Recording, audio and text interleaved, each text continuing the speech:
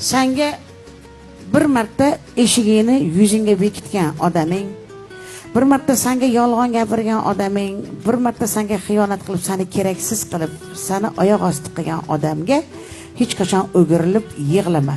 Bu seni nafsing. Тебе было удобно, ты плачь. Отпусти. Флаг тебе дорога. O yo'lda uni eshigimga ham eshik bekitadiganlar ko'p bo'ladi. O'lmasang tomosha qilasan, eshitasan. Shuning uchun men aytmoqchi bo'lganim azizlarimiz, hayotda olg'a qarab, tafakkur qilib, haligi bo'kirib yig'lab, "Voydut, men yolg'izman" deb. Siz hech qanaqasiga yolg'iz emassiz. Hech qanaqasiga.